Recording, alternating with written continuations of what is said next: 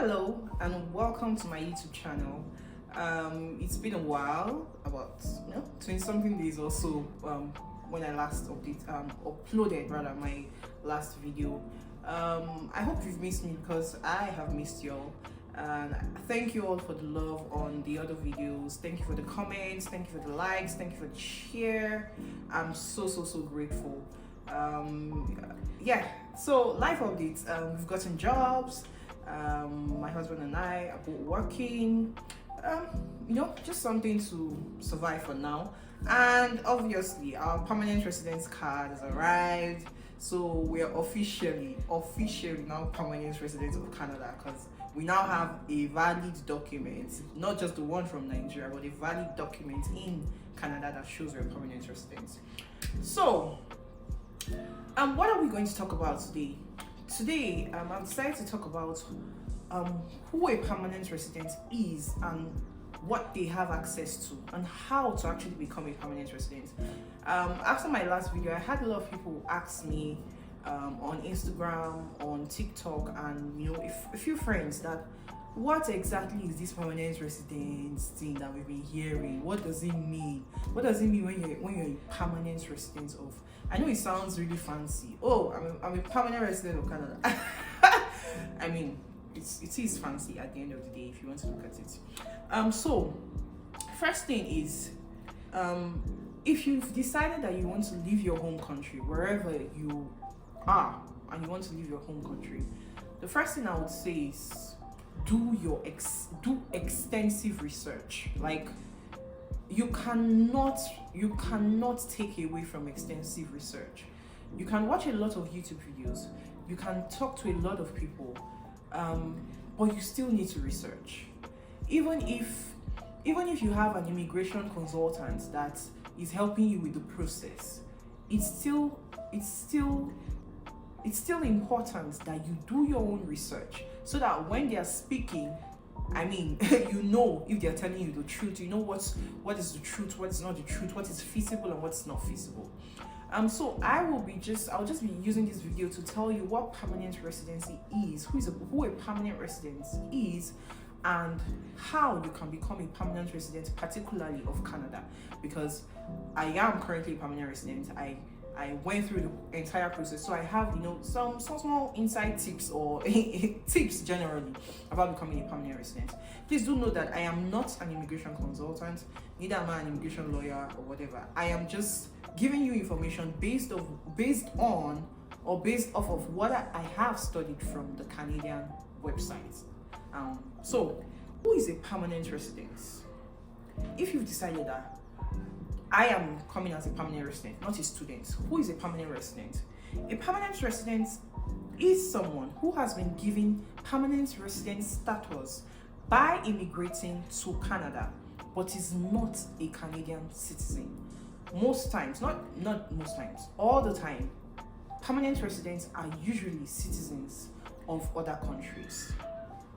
So what do you have access to as a permanent resident? What can you do as a permanent resident?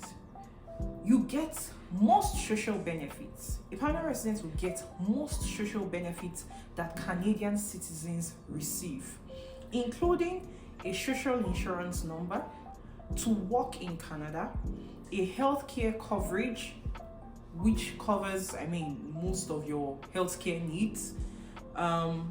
You can live, you can work, you can study in Canada, anywhere in Canada, and you can also apply for a Canadian citizenship. So what does this mean? It means that almost everything citizens get access to, you also have access to, right? If citizens get loans to study in school, you have access to study with those loans too. If citizens get a reduced tuition fee, you get a reduced tuition fee. If citizens get like a discount or something they pay everyone in Canada at the end of the year, you also have access to get that. That is who a permanent resident is, and that's what they have access to. However, also, before I go ahead, you also have a right to be protected. You are protected by the laws in Canada, right? However, there are two things that I know that you cannot do as a permanent resident, which is you cannot vote or run for political office. Neither can you hold some jobs that need a high level security clearance. Personally, I don't know any of those jobs, but yes, according to the Canadian website, those are the two, or rather three things that you cannot do as a permanent resident: vote, run for office, and hold some high level security clearance jobs. So, to become a citizen as a permanent resident, what do you need to do? You need to live in Canada for at least 1,095 days within the 5 years you plan to apply for citizenship. So this permanent residence card is valid for 5 years, right? If I plan to apply for citizenship in the next 4 years or 5 years, I'm supposed to live in Canada for at least 1,095 days.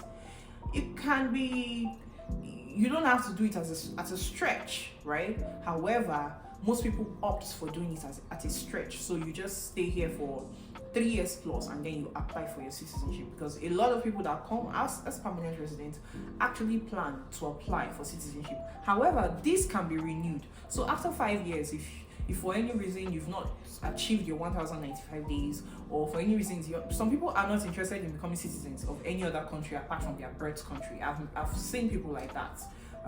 They just want to be permanent residents of another country to give them that freedom of coming when they want to, Yes, you can renew this. After five years, you renew this again.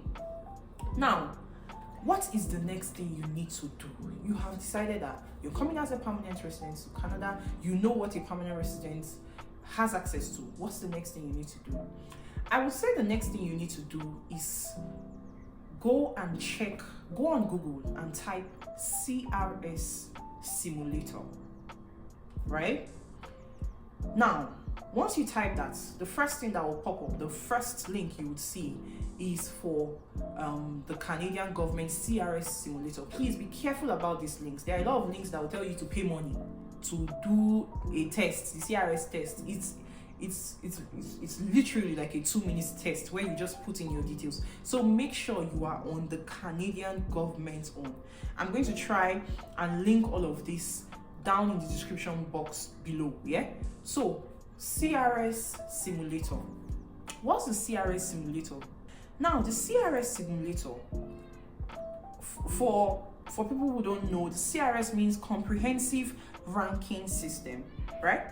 The CRS Simulator is a tool that helps you check what your score would be like if you decide to come as a permanent resident, right?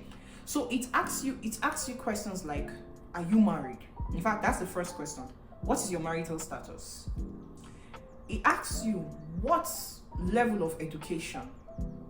Do you have a bachelor's? Do you have a master's? Do you have a PhD? Do you have a diploma? Do you have nothing? Then it also asks you what's your level, what your score in English is. Not, I won't necessarily say level, in the English test is, which is the IELTS that I spoke about in my previous video. Now, most times, a lot of people who check the CRS Simulator haven't taken IELTS. Some have. But I will usually advise people that the first thing you should do is check your CRS Simulator even before you start your process. Now, for IELTS, I usually tell people that put the highest you can see, because the lower you choose, because okay, there are grades like 8.5, there's 9.0, which is the highest, there's 7.5, there's 7, there's 6.5. If you choose 7, right, it means that your score will not be as high as someone that chooses 9. So I usually tell people that just go ahead and choose the highest. Just go ahead and choose the highest. Now, preparing to get the highest is a different ball game entirely, but go ahead and choose the highest. It will ask you if you have a French result, because French is, for people who don't know, Canada is bilingual. So there are people that speak French is an official language of Canada. English is an official language of Canada. So they would ask if you have a French exam. What else would he ask you? It will ask you, do you have a sibling in Canada? Do you have a provincial nomination? For most people who are starting this process out, it's no, because they've not even, started the whole process to even get to provincial nomination. Now, when you're done with putting in all the details, be truthful in your answers. It will also ask you, there's a question it's going to ask you if you have any degree evaluated by WES, by an educational body.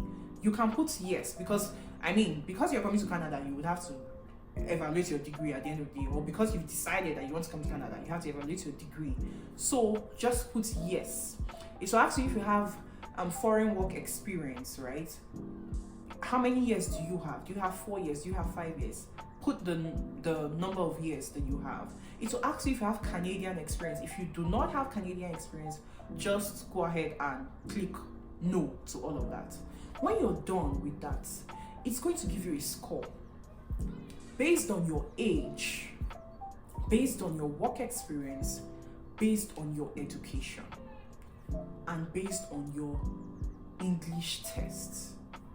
So the 4 major criteria that it will use to judge you is your age, your English tests, your work experience, and your highest evaluated degree.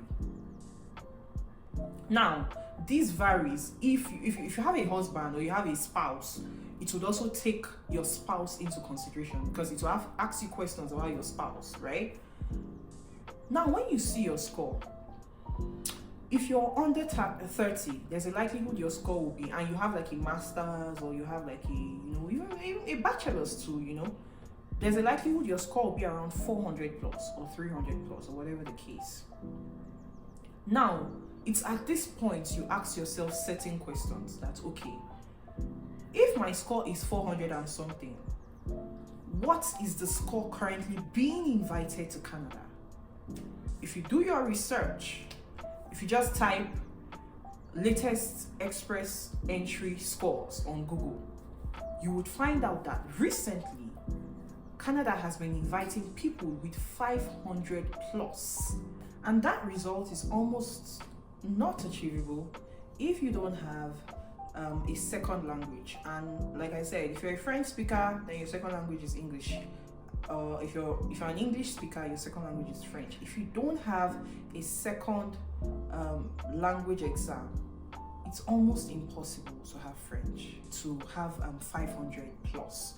Not just that, if you don't have work experience rather in Canada, if you've not schooled in Canada, if you don't have provincial nomination, it's almost not achievable. So when you look at, when you do, that's why I like to ask people to do the CRS Simulator first. That gives you the bird's eye view of exactly where you are at. That, okay, I'm at 450, I'm at 350. I asked someone to do it recently, and the person was at 280, and I'm like, okay, so you see the amount of work you need to put in. You see, if you're at 280 and you need to get 500 or something, you know that you need not just work, but you need prayers too, and a lot of other things. So that's just by the way. So after you have done that, and you've decided that, okay, I might be at 300, but I am still pursuing this.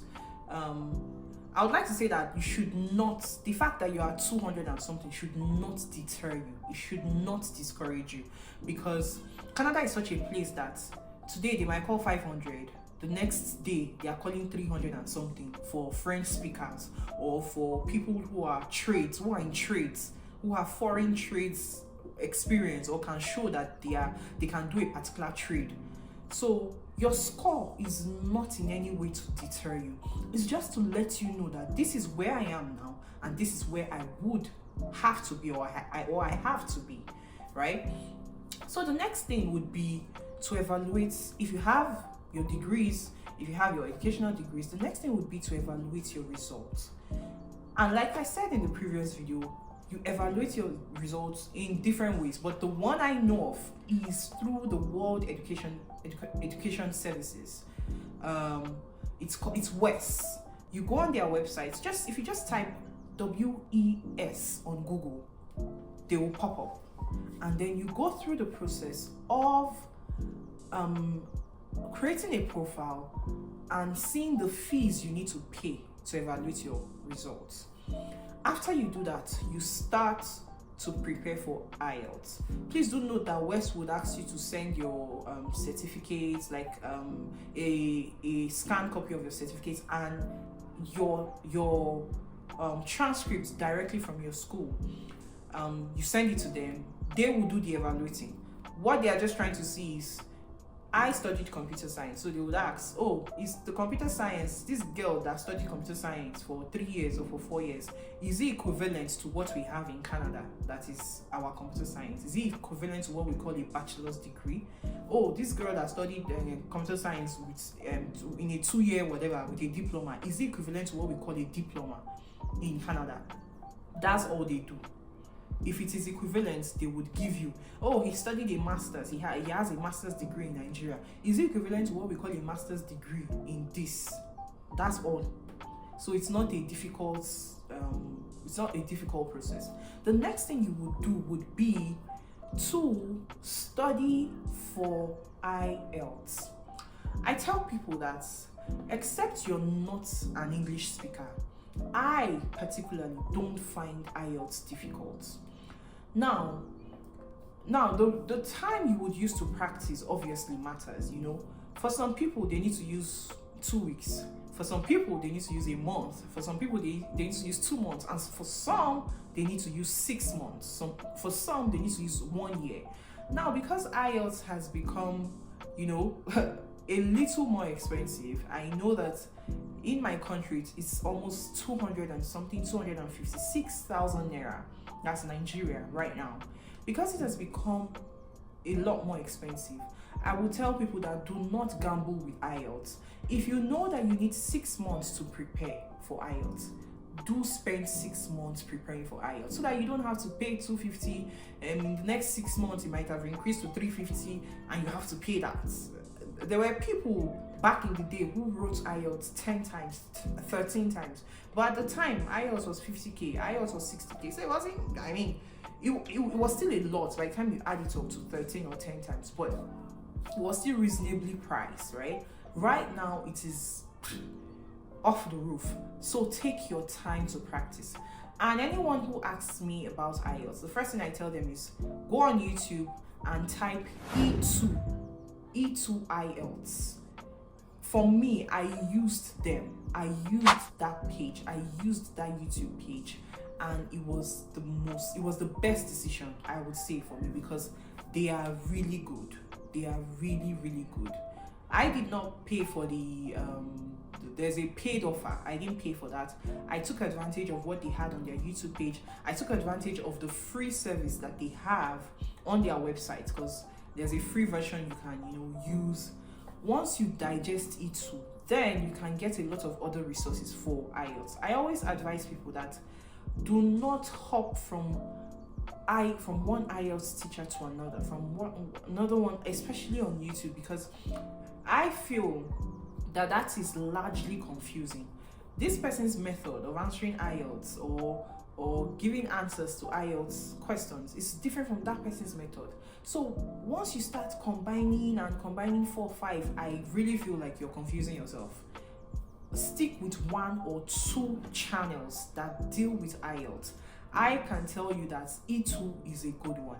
If you know other ones, please comment so that other people will get to know. I think I've heard of IELTS Advantage or thereabouts. So now, after you're done preparing for IELTS, obviously you register for IELTS in whichever country you're in.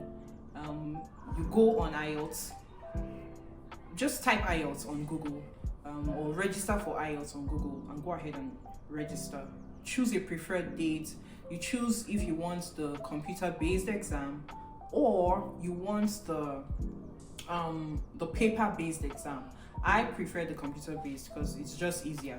for me, it doesn't mean that the questions are easier. It's same level of questions that are given. For me, it's just easier for me to do computer based.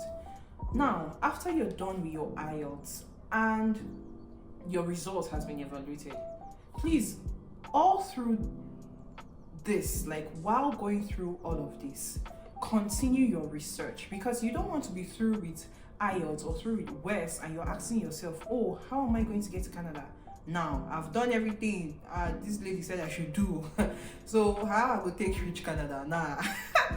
You have to do your research such that once your IELTS is ready, once your WES is ready, you are getting into the pool directly. Now, what are the many ways with through which you can actually come to Canada? I told you all the other time in the other video that there are probably over 50 ways to come to Canada. Like, they are legally, I'm not talking legally, there are probably over 50 ways to Canada. And your best friend, your best website should be the canada.ca website. There's no information I want to give you that is not on the canada.ca website. I'm going to link all these websites in the description box, but I'm just letting you know that there's no information I want to give you. If you want to immigrate as a worker, it's all on the Canadian website. Now, there are a couple of ways that you can immigrate to Canada.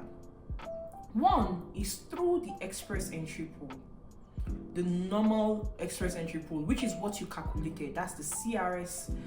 What is linked to the CRS through the express entry pool as a federal skilled worker with foreign experience. Now, for this particular route, you must meet the criteria for education and other factors. Under the express entry route, we also have the provincial nomination. Now, like I said, you do your CRS simulator, IELTS, WES, you get into the express entry pool. Because you've already done your simulation, right? You have an idea of what you would score if you're in the pool. Because all those things you put into the simulator are going to be applied once you're now trying to get into the pool as an express entry candidate. So the fact that you got a 9 in your English exam would come to play. The fact that you have a sibling, they give 15 points for siblings. I forgot to mention that the last time. They give 15 points if you have a sibling in Canada. The fact that you are under 30 or over 30 or 50 would come to play. The fact that your spouse is 30 or 20 would come to play.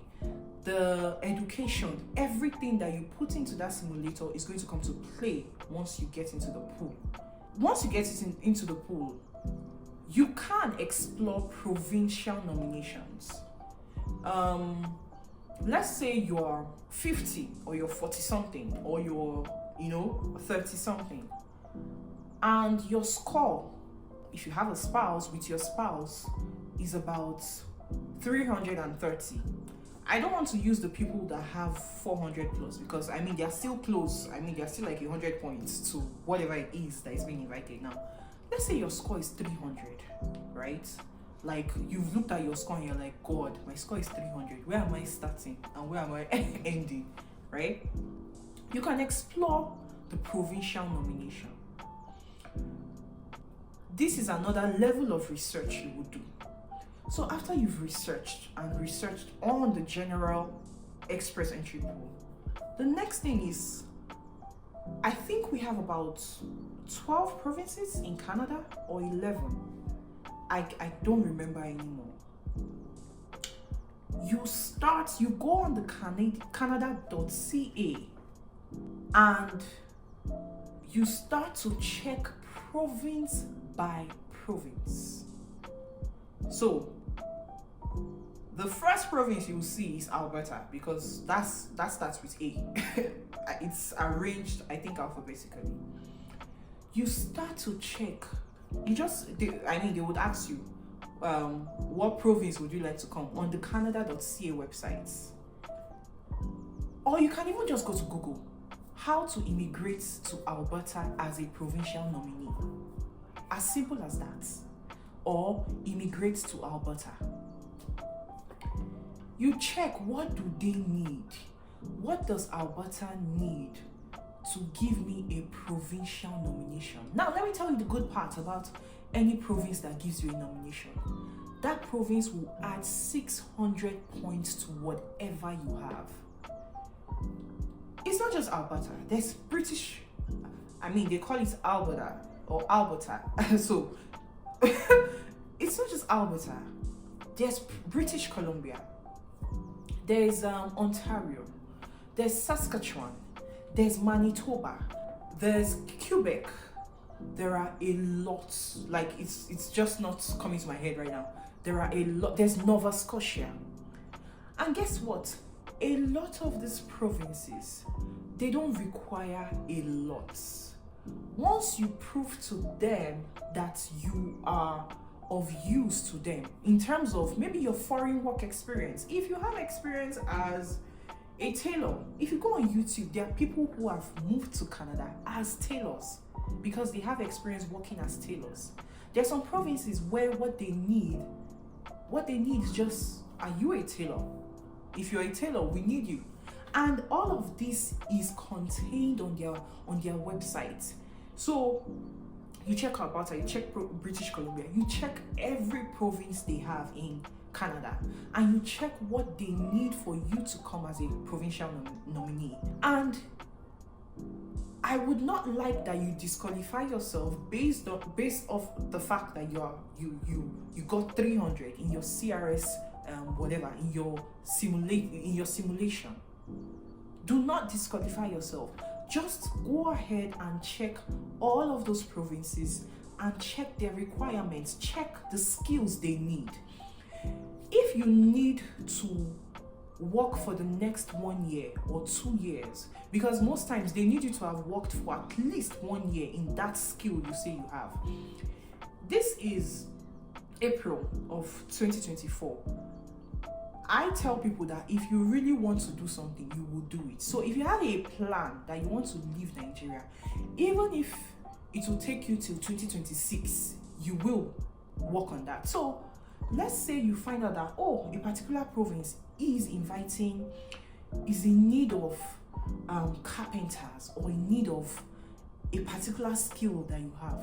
You can take 1 year, build that skill, ensure you have 1 year work experience, and know that for now I cannot apply to this province, but by this time next year I am going to apply as this. You can get a job as that and ensure that you work as that for 1 year and then apply to that province after 1 year. Now, do note that I'm very passionate about immigration because I feel like I might be shouting a little, but I hope you all get what I'm trying to say. So, after you've checked all the provinces, you tell yourself the truth on the provinces you qualify for. If you found out that you qualify for 3-4 provinces, you choose 1 or 2 that you're interested in applying for. Some of those provinces would say you can apply to them directly without even being in the express entry pool, right? But you have to, for almost all of them, you have to have your IELTS, you have to have your WES, right? Yes, for most of them, especially if you want to immigrate as a skilled worker. So you decide 1 or 2 that you're interested in. If they want you to be in the express entry pool, you get into the express entry pool, you apply to them. If they don't mind if you're in the express entry pool or not, apply to them before you even get into the express entry pool. After they give you your nomination, which is 600 points, it will add. Even if you're on 250, even if you're on 200, if a province gives you 600 points right now, you're going to be on 800. Even if you're on 100, if a province gives you 600 points, you're going to be on 700, which is still significantly higher than what it is they are inviting. So it's almost like if a province invites you, you have your leg in already, as long as you can prove every other thing they need of you. You have your leg in. Now, if you realize that, oh, I don't qualify as a provincial nominee, and my express entry score is low, and I've checked all the provinces, which I honestly don't believe anybody doesn't qualify, but I've checked all the provinces and I don't qualify. The next way you can come is if you have a Canadian work experience. This is for people who have obviously maybe lived in Canada or something, and they have work experience and it was in the last 3 years. They can also immigrate as permanent residents. I don't want to touch too much on that because I know that a lot of people who have work experience in Canada already know that they can become permanent residents. The other way is if you have a skilled trade. For skilled workers who are qualified in a skilled trade, most times they would ask you to have a valid job offer from a Canadian employer or a certificate of qualification. So if you can show that you qualify as a plumber, if you can show that you qualify as a painter, if you can show that you qualify as a braider and they need you to come, you can be invited to apply for permanent residence. That is how easy it is, right? Also, even in the express entry pool, if you don't qualify as a provincial nominee, you don't qualify as all of this. In the express entry pool, they do French draws. So they can decide today that, oh, they want to invite everyone that has done a French language testing system, and they use 330 as their score. That's the baseline, that if you have at least 330, they will invite you as a French speaker because you have done a French exam, right? In the express entry pool, they have STEM draws.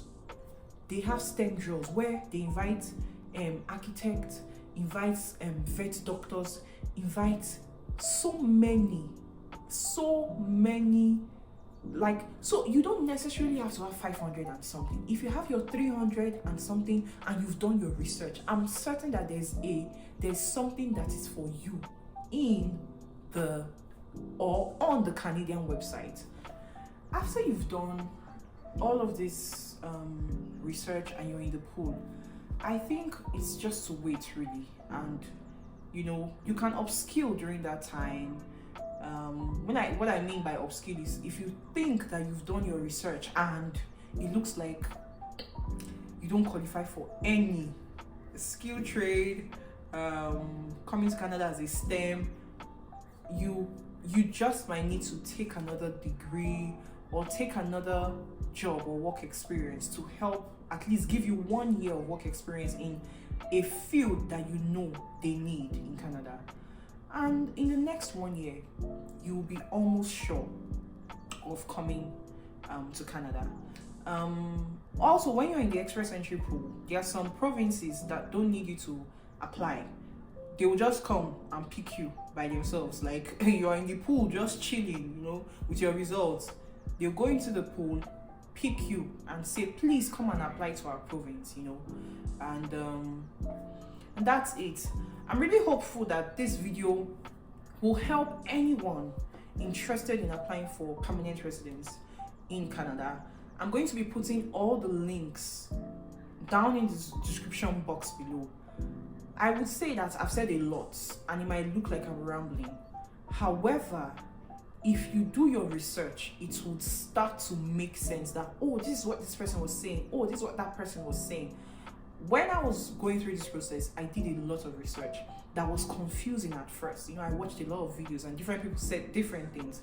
But what helped me and gave me clarification was my research. So I would say, please go on the canada.ca website. And if you have any questions, like I said, I'm not an immigration consultant, but if you have any questions and I can help in any way, you can put them in the description box, or you can check my Instagram page, Temilal, and ask me questions on there, and I'll be glad to give you some insight into whatever it is I know. Thank you once again for watching my YouTube video. Thank you for listening to me. Thank you for engaging. please, please, please, please, please, please like, share, subscribe. That's what that's our motto here. Like, share, subscribe. So thank you. Have a great week. Bye.